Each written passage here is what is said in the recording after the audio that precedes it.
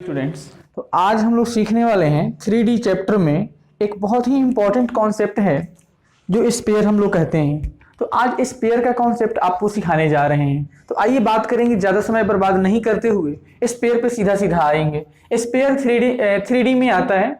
JEE mains and advance के लिए काफ़ी इंपॉर्टेंट माना जाता है। आइए एक एक करके सीखेंगे। सबसे पहले स्पेयर का वेक्टर इक्वेशन सिखाएंगे आपको। वेक्टर फॉर्म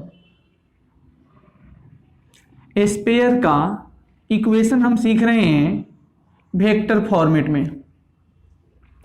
सपोज करिएगा कि अपने पास एक स्पेयर था। अपने पास एक ये स्पेयर था।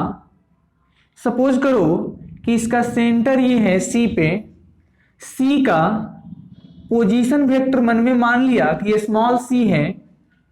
अब इस सेंटर से जो लाइन यहां तक आएगा इसको आप भी जानते हैं कि रेडियस आप बोलते हैं। दिस इज डिस्टेंस ए।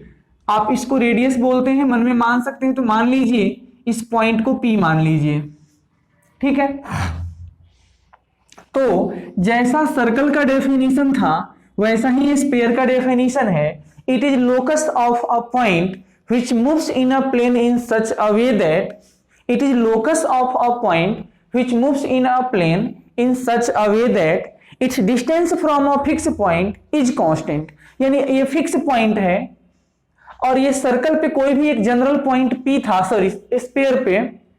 तो इस फिक्स पॉइंट से इस पॉइंट का जो डिस्टेंस है वो फिक्स डिस्टेंस कभी भी रहेगा। इस फिक्स डिस्टेंस को हम लोग रेडियस कहते हैं। फिक्स पॉइंट को स्फीयर का सेंटर बोलते हैं। तो मैं इसका वेक्टर इक्वेशन आपको लिख रहा हूं। मान लीजिए ये कोई जनरल पॉइंट P था, तो पॉइंट P का पोजीशन वेक्टर कितना होता है? तो पॉइंट P का पोजीशन वेक्टर जनरल वे में स्मॉल r होता है। तो अगर मैं आपसे कहूं कि सर स्फीयर का जो डेफिनेशन है सेंटर C से लेकर पॉइंट P तक के डिस्टेंस को रेडियस कहा करते हैं, तो ये बात सही है क्या? CP is equal to radius, और स्फीयर है तो रेडियस कांस्टेंट होगा, रेडियस बदल नहीं सकता है। अब CP का मतलब क्या होता है? अगर आप चाहें तो वेक्टर मेथड में भी लिख सकते हैं। तो वेक्टर CP का मतलब होता है position vector OP minus position vector OC is equal to radius. तो रेडियस यहाँ A था। आप वेक्टर मेथड में भी लिख सकते हैं और ऐसे भी लिख सकते हैं, क्योंकि रेडियस का बाद में तो हम मैग्नीट्यूड लेंगे तो A आ जाएगा। अब आप देखिएगा तो देख लीजिए, OP का मतलब होता है वेक्टर R, P का पोजीशन वेक्टर माइनस C का पोजीशन वेक्टर कितना है? Small c is equal to A। एक काम कीजिए, आप इसको वेक्टर A ही लेकर चलिए, कोई परेशानी नहीं है। अब मैं आपसे कह रहा हूं कि ये जो बॉक्स मैंने बना दिया ये स्फीयर का इक्वेशन आ गया, लेकिन रेडियस यहाँ वेक्टर में जनरेट हो रहा था तो यहाँ मैग्नीट्यूड ले लेते हैं, क्योंकि जो डिस्टेंस है वो रेडियस है। मैं इसका मैग्नीट्यूड जो आया वो इस ए के मैग्नीट्यूड भी ले सकते हैं यहाँ पे, तो ले लो इसका मैग्नीट्यूड भी, कोई दिक्कत वाली बात नहीं है। तो मैग्नीट्यूड लेने पे वेक्टर ए आ जाएगा। तो r minus c is equal to a को r माइनस सी का जो मैग्नीट्यूड आया वह a के इक्वल आया। This is vector equation of the sphere. इस स्फीयर के लिए इसका ये वेक्टर इक्वेशन आया। लिख देता हूं, where vector c is equal to position vector of centre of sphere. Sphere में जो सेंटर होगा उसका पोजीशन वेक्टर स्मॉल c है। A is equal to radius of sphere. तो ये था इसका वेक्टर मेथड, वेक्टर फॉर्म। अगर इसका कार्टेशियन इक्वेशन हमें लेना पड़े तो आप परेशान मत हो जाना, बहुत आसान है। दूसरी बात, हम प्रूफ करके भी दिखा सकते हैं। प्रूफ करना कैसे होता है वो सुन लीजिए। अगर हम, चलो प्रूफ ही कर देते हैं, कोई दिक्कत नहीं है। अगर हम लिख दें, यहाँ पे मन में मान लेते हैं, लेट वेक्टर C का मतलब C1i cap plus C2j cap plus C3k cap इसका जो कोई भी वेक्टर है उसको कंपोनेंट वाइज लिख सकते हैं, लेकिन प्रूफ करने में समय बर्बाद होगा और उससे बेनिफिट कोई नहीं है। चलो डायरेक्ट सीखो। कार्टेशियन इक्वेशन क्या है? सर्कल जैसा होता है, और देखिए सर्कल 2D में होता है, ये 3D में होता है, इतना ही फर्क है। क्योंकि हम जितना देर में फॉर्मूला प्रूफ करेंगे उससे कुछ होना जाना है नहीं, बाद में जो फाइनल रिजल्ट आएगा उसी पे क्वेश्चन बनेगा। तुम प्रूफ करेंगे उसके बदले आपको 4 सवाल सिखाएंगे उतनी देर में, है ना, टेंशन मत लो। कार्टेशियन इक्वेशन इसका ये होता है x square plus y square plus z square plus 2ux plus 2vy plus 2wz plus d is equal to 0। This is called Cartesian equation of sphere. Sphere का एक कार्टेशियन इक्वेशन है।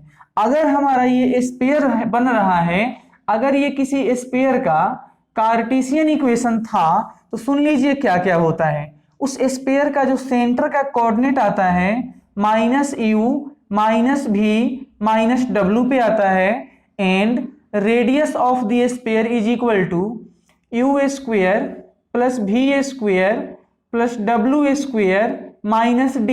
इस फॉर्मूले से हम रेडियस का कैलकुलेशन करेंगे, और ये जो आया इसके सेंटर का कोऑर्डिनेट आता है। ध्यान दीजिएगा यहाँ UVW क्या है।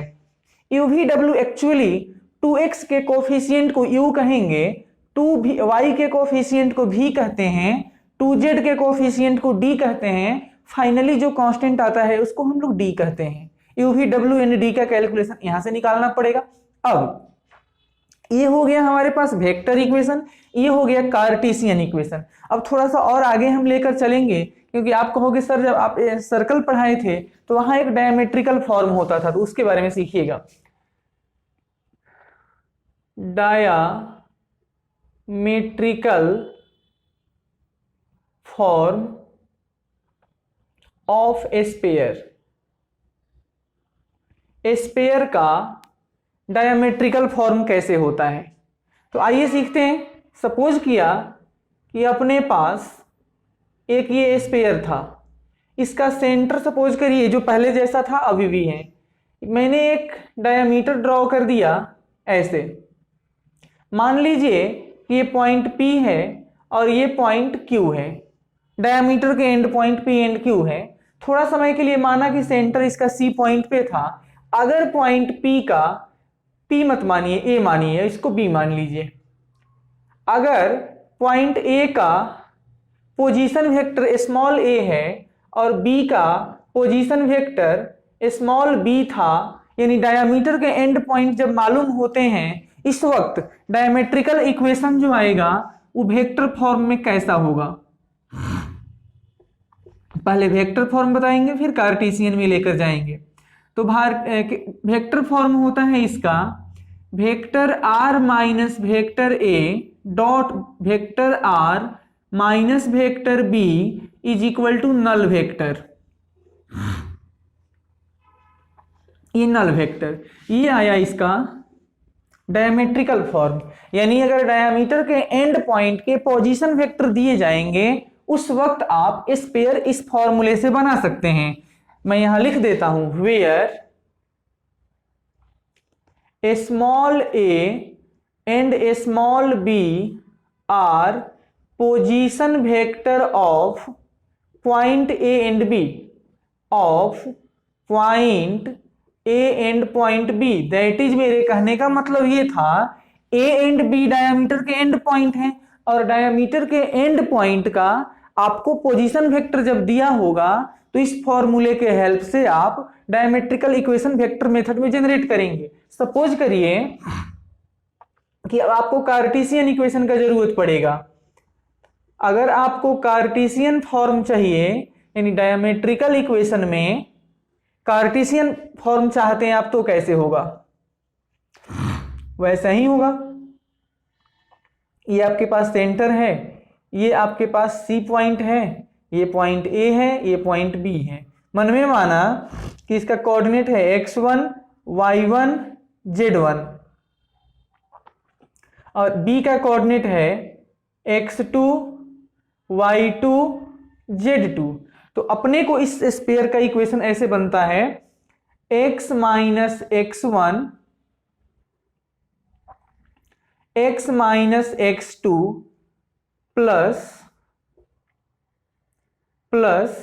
y minus y1 y minus y2 plus z minus z1 z minus z2 is equal to 0।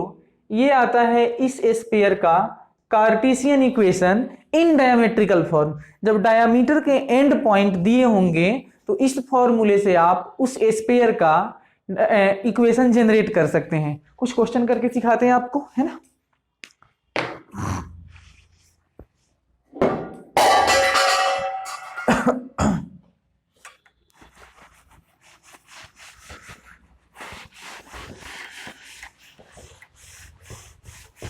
तो अभी तक मैंने आपको वेक्टर इक्वेशन सिखाया है स्फीयर का, r minus c is equal to a, where c is position vector of centre. दूसरा सिखाया Cartesian form, x square plus y square plus z square plus 2u(x) plus 2v(y) plus 2w(z) plus d is equal to 0, है ना। चलिए तो कुछ question आपको सिखाएंगे हम, है ना।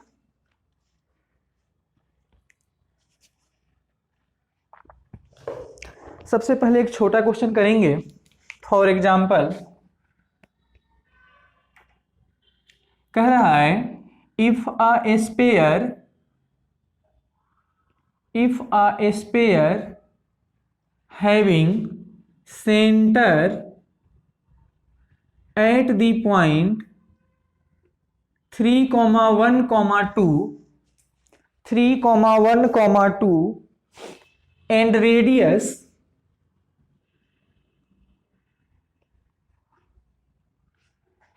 is 5 unit, then find. तो फाइंड करो its equation.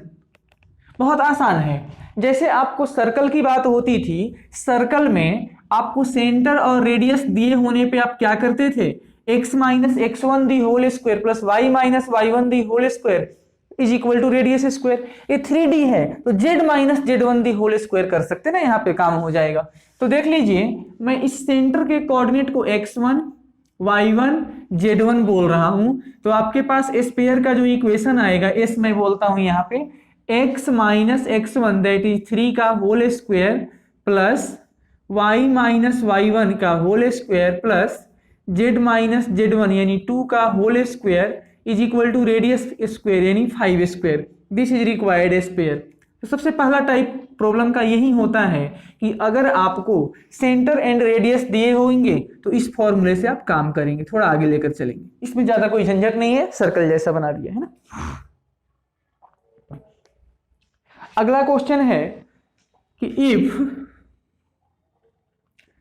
If a sphere passing through the points, कह रहा है if sphere passing through the point 0,0,0 1,0,0 0,10 sphere pass कर रहा है पॉइंट से ओरिजिन 1,0,0 0,10, फिर आगे कह रहा है and 0,0,1 then find its equation. कोई स्पेयर है वो इन 4 पॉइंट से पास करना चाहता है तो उस स्पेयर का आपको इक्वेशन बनाकर दिखाना पड़ेगा। कोई बात नहीं है, आइए सॉल्व करेंगे। जैसा सर्कल करते थे वैसा करेंगे, ज्यादा झंझट नहीं पालते। मैंने मन में माना कि एक हमारे पास स्पेयर था x square plus y square plus z square plus 2u(x) plus 2v(y) plus 2w(z) plus d बराबर 0। समीकरण 1 आ गया हमारे पास, कोई दिक्कत वाली बात नहीं है। हम कहेंगे कि चूंकि इक्वेशन नंबर 1 पास कर रहा था 0,0,0 से, इस पॉइंट से पास किया था, तो इस पॉइंट का कोऑर्डिनेट इस इक्वेशन को सेटिस्फाई करेगा।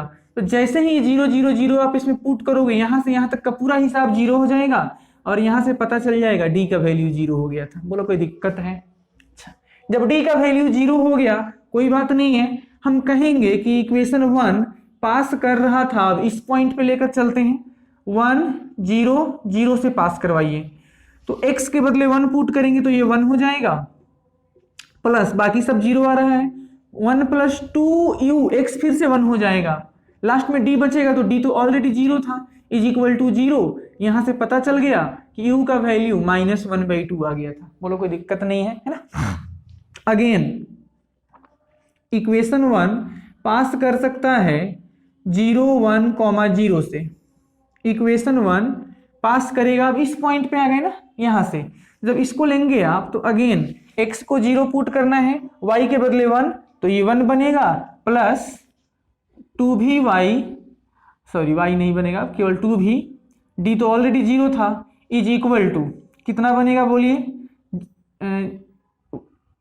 0 इज इक्वल टू 0, और यहां से v का वैल्यू कितना आ जाएगा, -12, तो u निकल गया, v निकल गया। फिर कहेंगे इक्वेशन 1 हमारा पास कर रहा था 0 0 1 से, यानी अब इस पॉइंट पे पहुंच गए, तो इसको इसमें पुट कर दीजिए, तो z² that is 1 plus 2w plus 0 is equal to 0, और w का वैल्यू आ जाएगा -1/2, u v w d सब कुछ निकल गया ना। देखो ध्यान से अगर देखोगे तो समझ में आ जाएगा। समीकरण जो मैंने लिया था, इस समीकरण में कितने कांस्टेंट हैं, 1 2 3 4, u v w d 4 समीकरण थे, और देखिए 4 पॉइंट से पास भी किया था, तो हमें u v w d सब कुछ मिल गया है। इसको उठाकर समीकरण 1 में रख देते हैं, हमारे पास स्पेयर तैयार हो जाएगा। हम लिखेंगे यहाँ पे फ्रॉम फर्स्ट इक्वेशन, तो समीकरण 1 में आते हैं, हमारा स्पेयर था x² plus y² plus z² plus 2u यानी कि -1/2x प्लस 2v यानी -1/2y 2vy प्लस 2wz, तो 2w का मतलब -1/2z प्लस d बराबर 0, तो प्लस d यानी कि 0 और is equal to 0। This is required equation. अब देख लीजिए, जो कटेगा कटेगा, जो बचेगा बचेगा, तो देखो क्या बनता है। तो अपने को जो स्पेयर आ सकता है वही आएगा, x² plus y² plus z² minus x minus y minus z is equal to 0। ये हमारे पास वो स्पेयर आ गया जिसके लिए बात हो रही थी, और जो स्पेयर इस फॉलोइंग 4 पॉइंट से पास करने वाला था, तो ये वही स्पेयर आ गया जिसको फाइंड आउट करने के लिए कहा गया था। चलते हैं थोड़ा सा और आगे, है ना। नेक्स्ट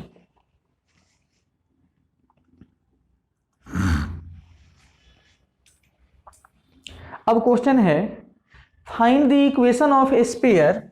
क्वेश्चन यहां पर लिख लेते हैं, find the equation of a sphere passing through the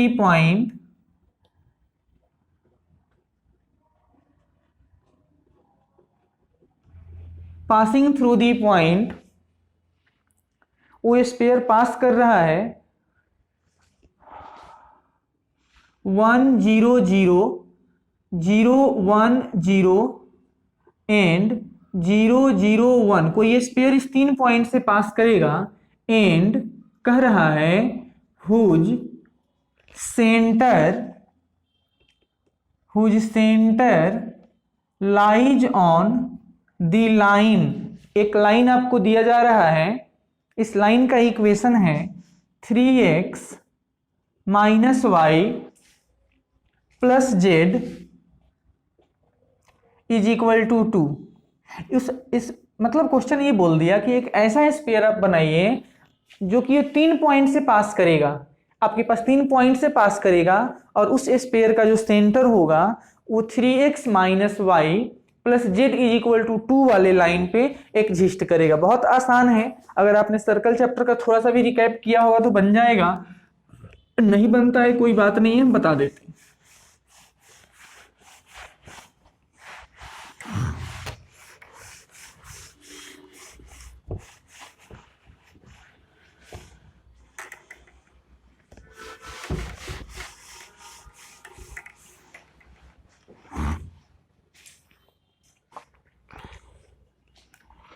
थोड़ा सा रफ हो गया इधर से है ना, इसको लिख लेते हैं। सबसे पहले 1 था, 0 था, अगेन ये 0 था, ठीक है।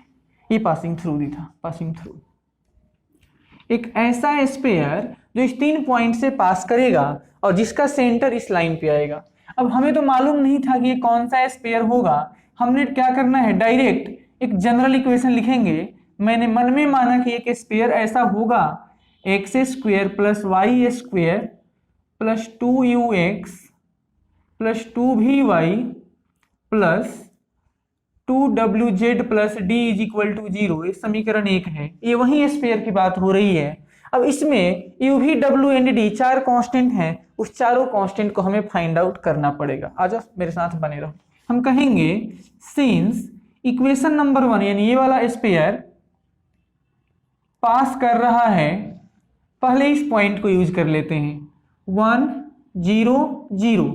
तो इस पॉइंट से पास करने का मतलब था कि इस पॉइंट का कोऑर्डिनेट उसको सेटिस्फाई करेगा। पुट करो इस पॉइंट को यहाँ, तो एक्स स्क्वायर 1 हो जाएगा, बाकी ये 2u बन जाएगा प्लस d बराबर 0। यहां तक ऐसा हो जाएगा। सपोज करिए समीकरण 2 आ गया। अब हम कहेंगे फिर से इक्वेशन 1 पास कहां से कर रहा है, तो 0 1 0 से, 0 1 0 से जब पास कराएंगे तो पुट करिए उस पॉइंट को वहां जा करके, तो 1 प्लस 2v प्लस का d बराबर 0, ये समीकरण 3 आएगा। अगेन इक्वेशन 1 पास करेगा 0 0 1 से जब पास कराएंगे तो 1 प्लस 2w प्लस d बराबर 0, समीकरण 4 आ जाएगा। यहां तक सही होना चाहिए, आपको समझ आ रहा होगा। देखो ध्यान से, 3 इक्वेशन बन गया, इसके बाद क्या करना है वो समझोगे। इक्वेशन नंबर 2 से इक्वेशन नंबर 3 को माइनस करते हैं थोड़े समय के लिए, देखते हैं क्या होगा। जब आप 2 - 1 करोगे तो 1 प्लस डी दोनों में कट जाएगा, u बराबर v का आ जाएगा रिजल्ट, यानी u और v बराबर ही आएंगे। ठीक है अभी तक, चलो। उसी तरीके से थोड़े समय के लिए अगर आप 2 - ये 3 था, अगर आप इक्वेशन 3 माइनस इक्वेशन 4 करेंगे तो 1 प्लस डी दोनों में कट जाएगा, v का वैल्यू w के बराबर आ जाएगा। अगर मैं कहूं आपसे इस दोनों डब्बे को एक साथ मर्ज करोगे, जब मर्ज कर लो तो कर लो, u का वैल्यू v के बराबर आया और v का वैल्यू w के बराबर आया, यानी कि u भी w का वैल्यू बराबर था। आइए थोड़ा आगे लेकर चलते हैं। हम कहेंगे since centre of equation number 1, जो इक्वेशन नंबर 1 मैंने ये स्पेयर लिया था, इस स्पेयर का सेंटर कहां पे होता है, तो -u -v और -w पे होता है। तो ये सेंटर इस लाइन पे आएगा, यानी ये कोऑर्डिनेट इसको सेटिस्फाई करेगा। तो पुट करो इसमें, तो 3 into -u minus of the -v plus -w is equal to 2 हो जाएगा यहां से, है ना।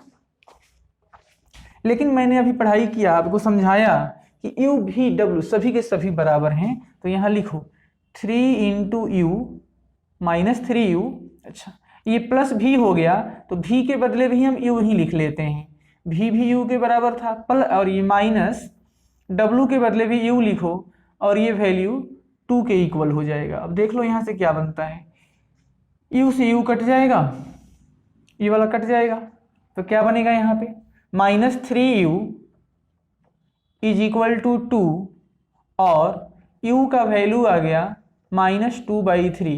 u भी मतलब u निकल गया, इसका मतलब क्या है, vw सब निकल गया ना, -2/3 u vw सबका वैल्यू निकल गया। इस u vw इसके हेल्प से अब एक d फाइंड आउट करके समीकरण 1 में चले जाएंगे। तो यहां लिख रहा हूं मैं फ्रॉम सेकेंड इक्वेशन। आ जाओ थोड़ी देर के लिए। सेकेंड इक्वेशन था 1 + 2 इंटू u, और u का मतलब आ गया -2/3 और प्लस का d बराबर 0। 1 + 2u plus d is equal to 0। 1 - 4/3 कितना हो जाएगा, लिख ही देते हैं, चलो 1 - 4/3 प्लस d बराबर 0 और यहां से सॉल्व करोगे तो 3 से 4 जाएगा, यानी कि डी का वैल्यू लिख दो 1/3 आ जाएगा। यू भी डब्ल्यू एंड डी सब कुछ निकल गया, सबको उठाकर समीकरण 1 में रखो, काम हो जाएगा। यानी फ्रॉम फर्स्ट इक्वेशन, तो फर्स्ट इक्वेशन था तुम्हारा x square plus y square plus z square plus 2ux, तो u का मतलब है -2/3x प्लस 2, v का मतलब था -2/3y प्लस 2wz यानी कि -2/3 इंटू जेड और प्लस d यानी कि प्लस 1/3 बराबर 0। थोड़ा सा इसको रीअरेंज करना चाहते हो तो कर लेना, आप इतना भी सॉल्व कर सकते हैं, कोई दिक्कत वाली बात नहीं है। ये बन जाएगा 3x square plus y square plus z square -4x -4y -4z plus 1 बराबर 0। This is required sphere. ये वही स्पेयर आ गया जिसका कैलकुलेशन तुमको करने के लिए कहा गया था, ठीक है। तो ये था हमारे पास स्पेयर की बेसिक बातें, कुछ आपको और मैं आगे लेकर चलता हूँ, थोड़ा सा रुक जाओ, है ना।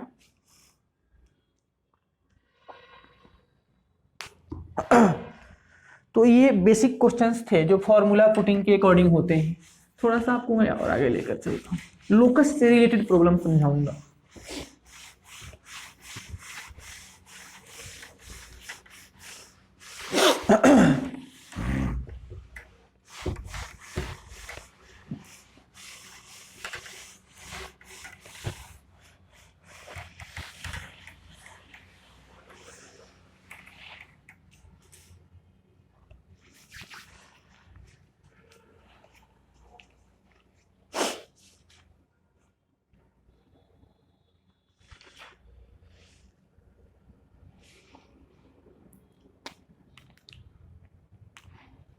क्वेश्चन एक लिख लेते हैं, बोल रहा है इफ अ पॉइंट P, इसका कोऑर्डिनेट है XYZ, if a point P whose coordinate is XYZ, ठीक है, is such that, if a point P is such that 3PA is equal to 2PB, 3PA is equal to 2PB, where A and B, where A and B are points, यानी A और B के लिए आपको point दिया जा रहा है और वो पॉइंट इस तरीके से है 1,3, 4 and 1, -2, 1, -2, -1 रिस्पेक्टिवली। आगे बोल के रखा है verify locus of point P as a sphere. कुछ नहीं है, पॉइंट P दिया हुआ है, पॉइंट A दिया है, पॉइंट B दिया है, और आपको थोड़ा सा चेक कर लेना है कि पॉइंट P जो है इस कंडीशन पे, पॉइंट P इस कंडीशन पे एक स्पेयर बना पा रहा है कि नहीं बना पा रहा है। कोई बात नहीं है, आ जाओ, हम लिखेंगे पॉइंट P का कोऑर्डिनेट था XYZ, पॉइंट A का कोऑर्डिनेट है 1, 3, 4, पॉइंट B का कोऑर्डिनेट था 1, -2, -1। हमारा कंडीशन वहां दिया था since 3 time PA is equal to 2 time PB। अब मेरा बात ध्यान से सुनो, यहाँ पे अगर मैं इस PA और PB को डिस्टेंस फॉर्मूला यहाँ लगाकर लिख दूं तो रूट आ जाएगा, और जब रूट आता है तो आधा माथा तो खराब ऐसे ही होने लगता है, तो बाद में उस रूट से झंझट ना हो उसके लिए हम अभी ही स्क्वायरिंग कर देते हैं। यहाँ पे जब स्क्वायरिंग किया तो 9 time PA square is equal to 4 time PB square बनेगा। इस 9 को रखो ऐसे ही, पी ए स्क्वायर, यानी पी से ए तक का जो डिस्टेंस है उसका होल स्क्वायर कर लो, तो क्या बनेगा x माइनस 1 का होल स्क्वायर, ये ऐसा बनेगा, इज इक्वल टू यहाँ 4 है पी बी, पॉइंट पी से बी का डिस्टेंस, तो ये बन जाएगा x माइनस 1 का होल स्क्वायर प्लस y प्लस का 2 बनेगा होल स्क्वायर प्लस z प्लस 1 का होल स्क्वायर। कुछ लोग कहेंगे कि यहाँ 1 माइनस एक्स करो, 1 माइनस एक्स का होल स्क्वायर करो, वही बात है, x माइनस 1 का होल स्क्वायर करो, वही बात है।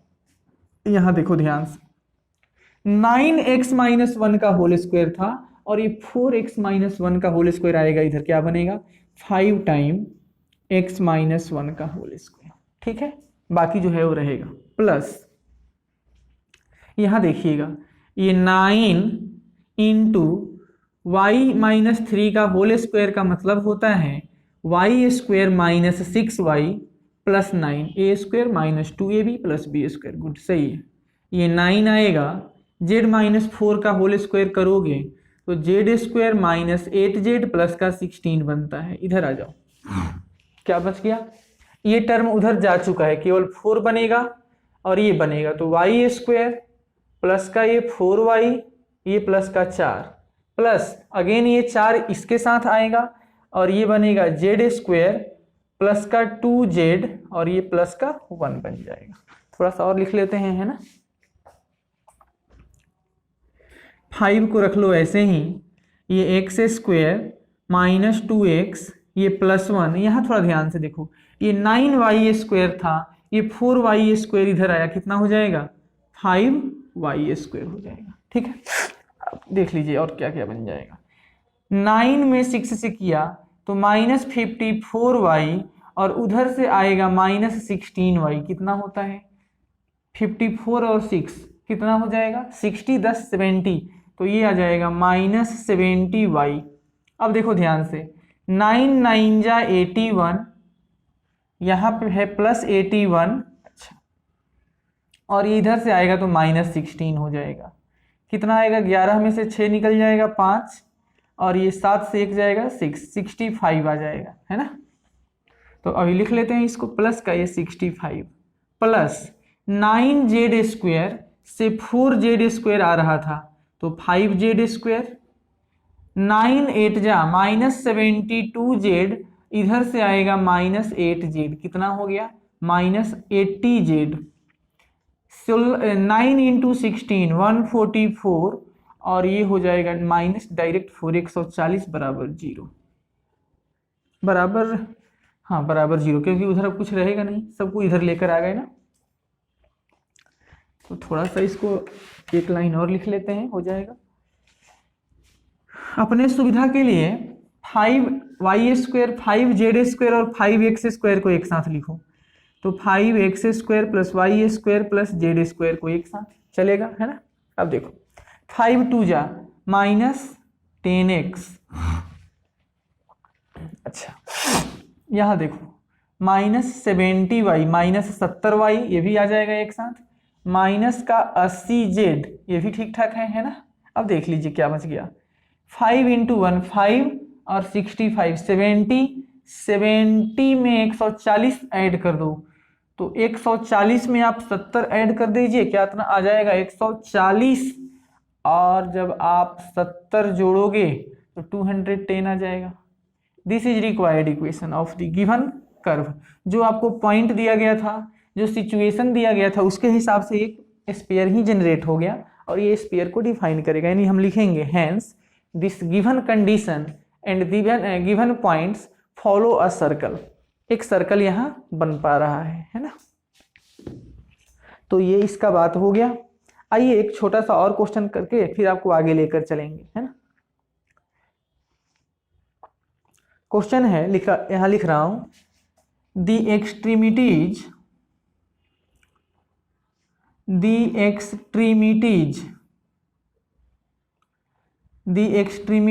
Of end point of diameter of a sphere is sphere is, ऐसा नहीं था, हमने थोड़ा सा गड़बड़ लिख दिया। The extremity of diameter of sphere is मत लिखिए, स्पेयर लाइज, ऐसा है, sphere lies on positive y and positive z axis, lies on positive y and positive y and positive z axis, positive y axis and positive z axis पे lie कर रहा है। आगे दिया है z axis, positive y and positive z axis at a distance 2 and 4 unit respectively, then find करो equation of that sphere. Question अच्छे से समझ लो, एक स्पेयर है, इसके डायामीटर का जो एंड पॉइंट है, इसके डायामीटर का जो एंड पॉइंट है वो positive y and positive z axis पे पड़ेगा। दैट इज जहां पॉजिटिव y एक्सिस पे पड़ेगा वो ओरिजिन से ऊपर 2 यूनिट पे पास करेगा, और पॉजिटिव z एक्सिस में जहां वो पास करेगा वो ओरिजिन से 4 यूनिट पे पास करेगा। यानी मैं लिखूंगा अगर यहाँ पे इस तरीके से कि अगर हमारे को एक स्पेयर था इस तरीके का, अगर मान लीजिए कि इसका ये डायामीटर था, तो मान लिया कि ये पॉइंट ए रहेगा, ये पॉइंट बी रहेगा, तो पॉइंट ए के लिए अगर ये वाई एक्सिस पे आता है तो ये 0,2,0 से पास करेगा, क्योंकि वाई एक्सिस पे कोई भी पॉइंट आएगा उसका एक्स और जेड कोऑर्डिनेट 0 हो जाएगा, तो पॉइंट का कोऑर्डिनेट ये बनेगा। उसी तरीके से जेड एक्सिस पे जो जाने वाला है वो 4 यूनिट से पास करेगा, तो जेड एक्सिस पे कोई भी पॉइंट है उसका एक्स वाई कोऑर्डिनेट 0 हो जाएगा, यानी जो नेक्स्ट पॉइंट था वो 0, 0, 4 से पास करेगा, है ना। तो मैं लिख रहा हूं यहाँ पे, ये शायद कट कर गया, ये था 0, 2, 0, तो इस दोनों पॉइंट से जो सर्कल सॉरी स्पेयर पास करेगा वो ये स्पेयर ऐसा होगा, x माइनस x1 यानी x minus 0, x minus x1 यानी फिर से x माइनस 0, ये x1 है, y1 z1 है, ये x2, ये y2, ये z2 है, तो x minus x1 x minus x2 plus y minus y1 y minus y2 plus z minus z1 और z माइनस z2 बराबर 0। This is required sphere. ये जो मैंने बॉक्स में बंद किया ये वो स्पेयर है जिसको मैंने डायमेट्रिकल फॉर्मूला लगा करके सॉल्व कर दिया, और यही जो स्पेयर हो गया ये पास करेगा उस कंडीशन के अकॉर्डिंग।